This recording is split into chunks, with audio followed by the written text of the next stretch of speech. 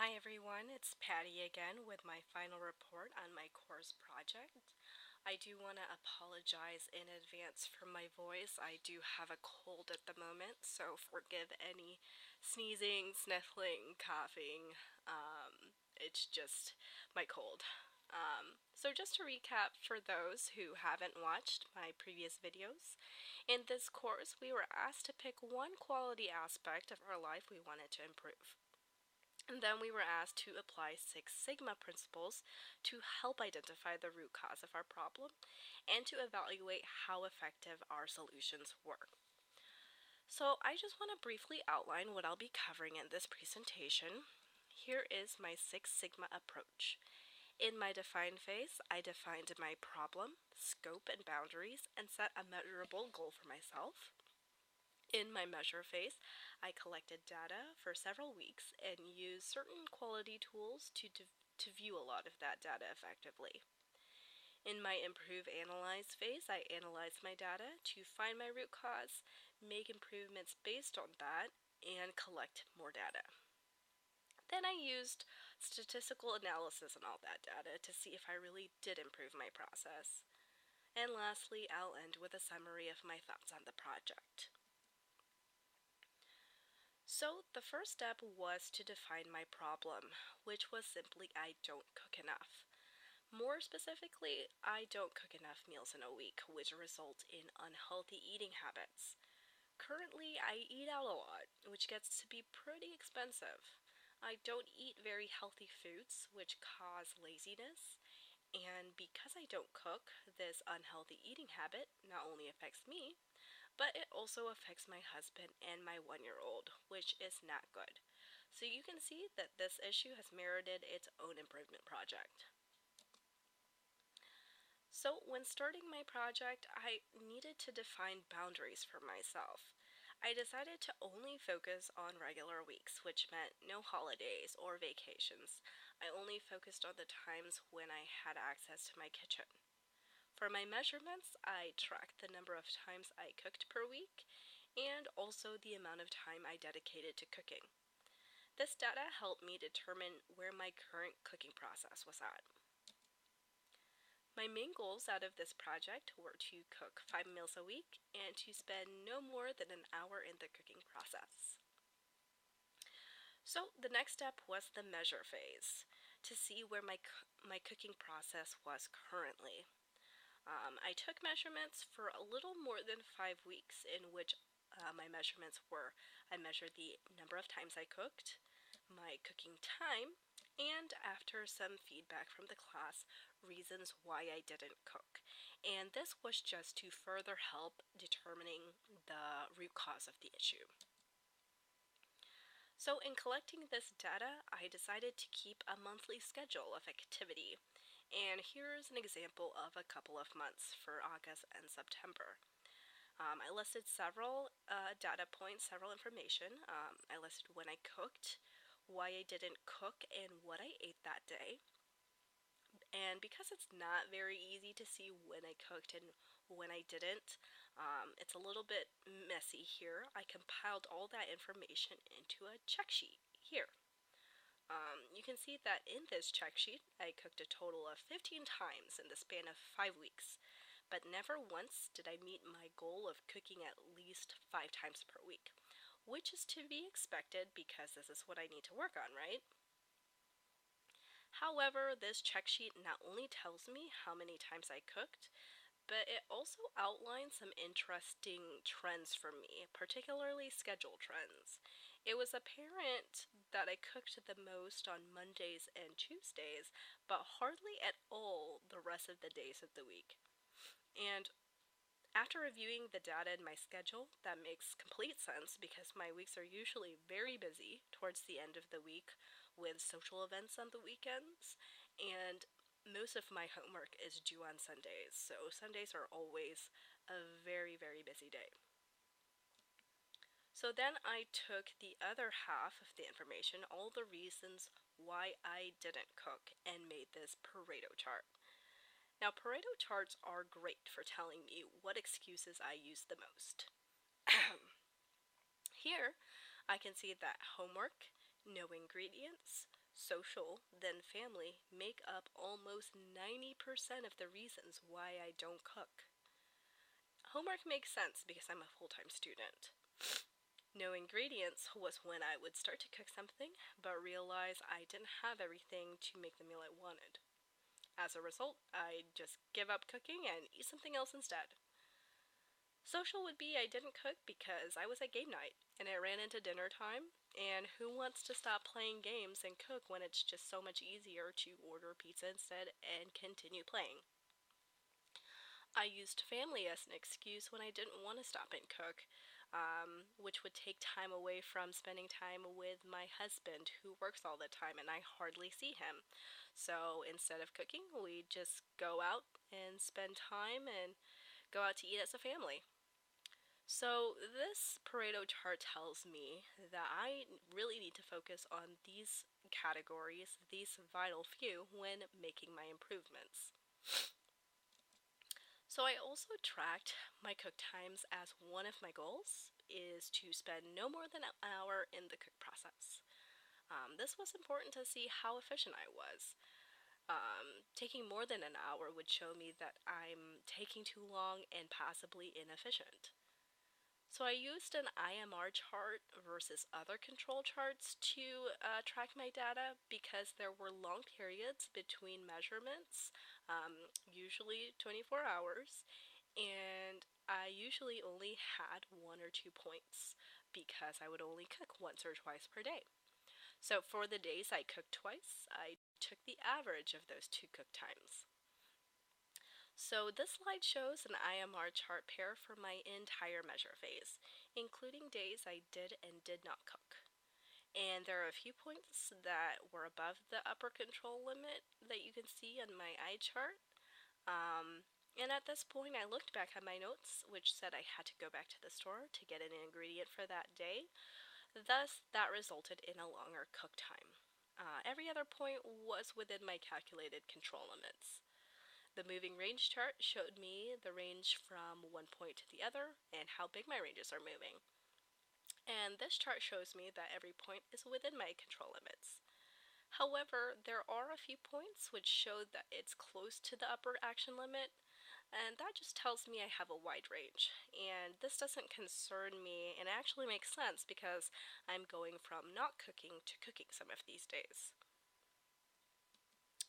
So this slide shows an IMR chart pair for only the days I cooked. And I did this to eliminate zero cook times and focus on times when I did cook to see how well I did cook when I did cook. In doing so, the revised control chart shows me that I'm within my control limits in these charts. And when I analyze these charts, I'm really only focused on the upper warding limit and upper control limit, as points near these lines would tell me that I'm taking too much time and possibly inefficient at the cooking process. So, on to my improvements. I used the analysis in my measure phase to come up with improvements to my process and to help me reach my goals. And I came up with 3 improvements, which were to meal plan, to cook more on Mondays and Tuesdays, and to work cooking into social and family nights. I saw that no ingredients was the second biggest reason on my Pareto chart and one that could easily be addressed. So I decided to start meal planning. And I would plan to do this on Sunday nights or Monday mornings so that on Mondays I could shop for enough ingredients to last me the entire week. My second idea was to cook in bulk on Mondays and Tuesdays. And my check sheet and schedule showed me that Mondays and Tuesdays were generally my least busiest days, or at least the days I tended to cook more. So I chose to focus the the bulk of my cooking to these days so that I could have leftovers for the rest of the week. My third improvement was to integrate cooking as a family and social activity. Because I didn't want to give up on my social life, I decided that cooking for social events was a much better way to improve my process and keep morale up versus getting rid of it altogether. So with these improvements in place, I collected my improved data the same way I did for my measure data. Um, you can see here I measured the number of meals cooked using the check sheet, the cooking time using the IMR chart, and reasons why I didn't cook using the Pareto chart. So here are my monthly schedules for October, November, and December. So quite a lot of data, which is great. After about 10 weeks with my improvement in place, I again decided to compile all this into this one check sheet here. You can see that in my improved phase, I cooked a total of 61 times in 63 days, which that's 97% of the days in my improved phase. That was great. This is compared to 50% in my measure phase. So I decided to run some statistics to see, are those two means statistically different? Are they significantly different? Am I improving my process? So to determine if the means were significantly different, I decided to conduct a hypothesis test. My null hypothesis was there was no difference between the data sets, and my research hypothesis was there was a difference. And after running the numbers, I found that at 95% confidence level, there was a significant difference between my means, which meant I am improving my process. I then used a Pareto chart in my measure phase to chart reasons why I didn't cook, and this was to find the root cause of my problem.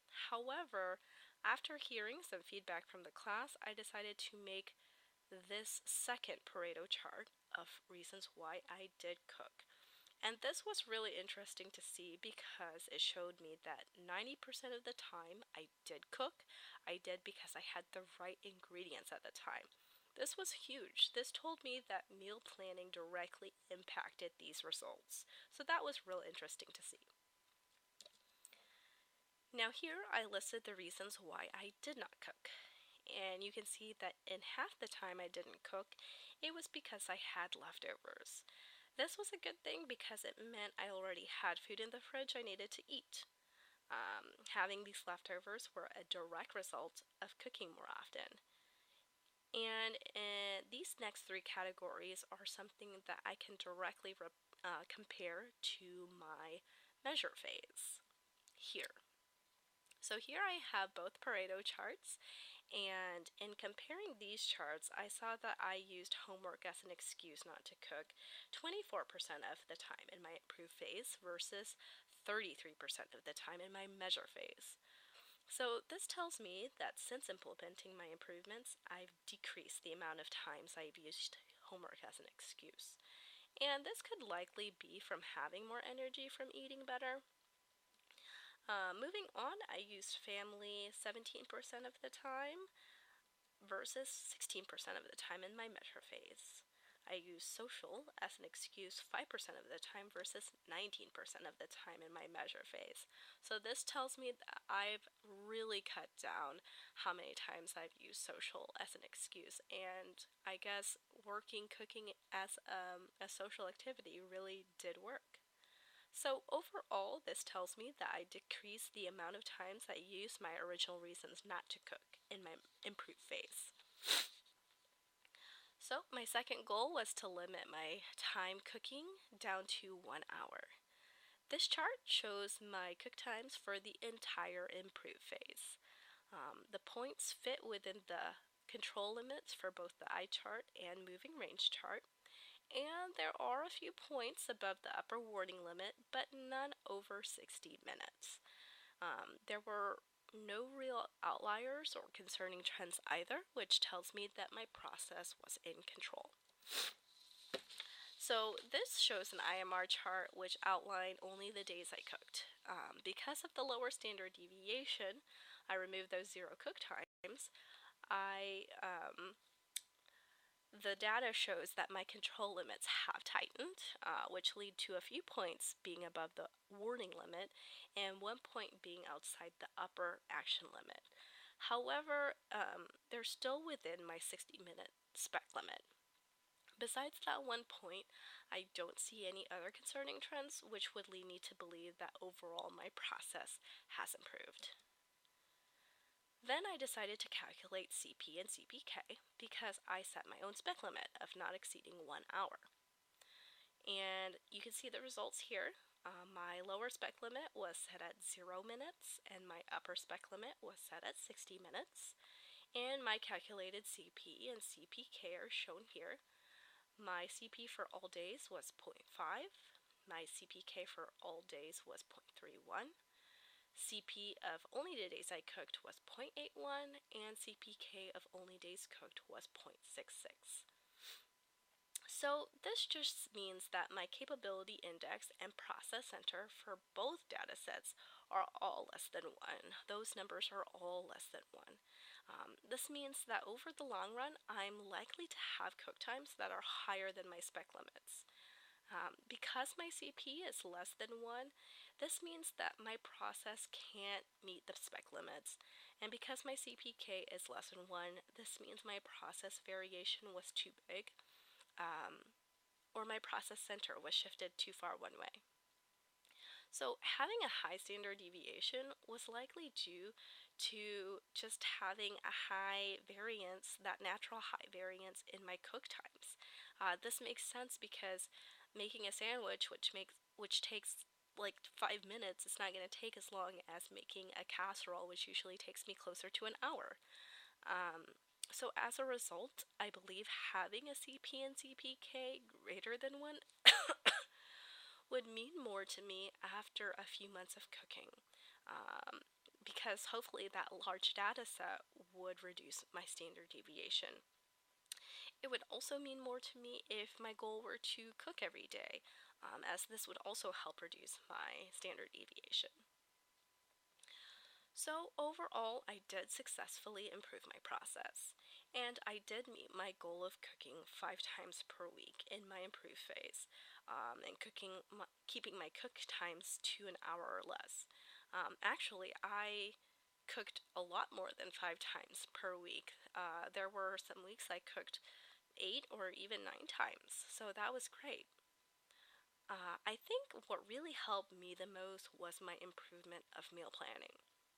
You saw that from my root cause analysis Pareto charts that the second largest reason next to homework was did not have ingredients.